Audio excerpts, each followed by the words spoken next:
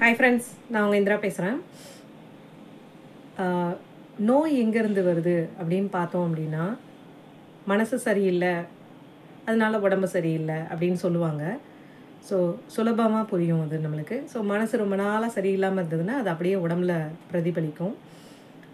So இதோட பின்புலம் என்ன அப்படின்னா, நம்மளுக்கு தோன்ற பலவிதமான உணர்ச்சிகள், அதனால நம்மளுக்கு ஏற்படுற மனநிலைகள், கோபம், ஆத்திரம், பழிவாங்கும் உணர்ச்சி, இல்லை கவலை, வருத்தம், அதிர்ச்சி, பயம், பீதி, பதட்டம், அடுத்து என்ன நடக்குமோ அப்படின்னு ஒரு எதிர்பார்ப்பு, மன அழுத்தம், அதே மாதிரி மனச்சோர்வு, மனத்தளர்வு, இந்த மாதிரி வேறு வேறு மனநிலைகளுக்கு நாம் உள்ளாகி அது அதிகமாகிறப்போ நம்ம உடம்பை அதை ஏற்றுக்க முடியாமல் ஒரு விதமாக வெளிப்படுத்துகிற விஷயத்துக்கு பேர் தான் இந்த நோய் அப்படின்ற மாதிரி வருது. டிசீஸ் அப்படின்றது.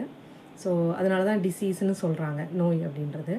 இப்போ இதை சரி செய்கிறது எப்படி அப்படின்னா, நார்மலாக நம்ம ஒரு நோய் இருக்குதுன்னா அந்த நோய்க்கான மருந்து எடுத்துக்கிட்டோன்னா அந்த நோய் வந்து கண்ட்ரோல் ஆகும். சரியாகுமானா தெரியாது.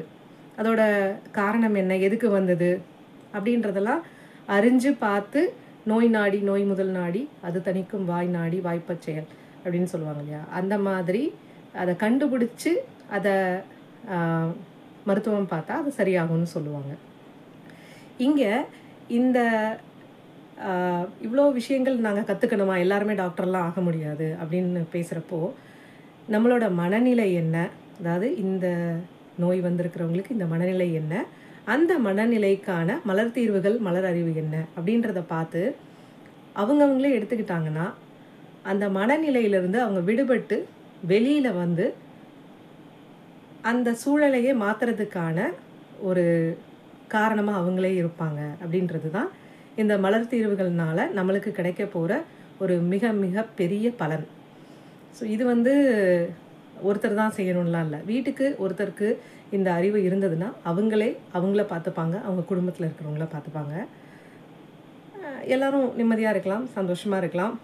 ஆப்வியஸ்லி நம்ம வந்து மனசை சந்தோஷமாக வச்சுக்கலாம், உடம்பையும் சந்தோஷமாக வச்சுக்கலாம். இது ரெண்டுமே வந்து ஒன்றோட ஒன்று இணைந்து இருக்கிறதுனால நம்ம மனநிலை தான் நம்ம உடலையும் பாதிக்குது. ஸோ மனநிலையை சரி பண்ணிக்கிட்டோம் அப்படின்னா உடல்நிலையும் நம்ம நல்ல விதத்தில் பார்த்துக்கலாம். இப்போ இதுக்கு என்ன பண்ணணும்னா, இந்த மலர் தீர்வுகள், மலர் அறிவு பற்றி நம்ம தெரிஞ்சுக்கணும். எங்கே போய் தெரிஞ்சுக்கலாம் அப்படின்னா, யூடியூப்பில் தி பிரெயின்லியஸ்ட் அறிவுநதி அப்படின்னு ஒரு யூடியூப் சேனலில் இந்த 37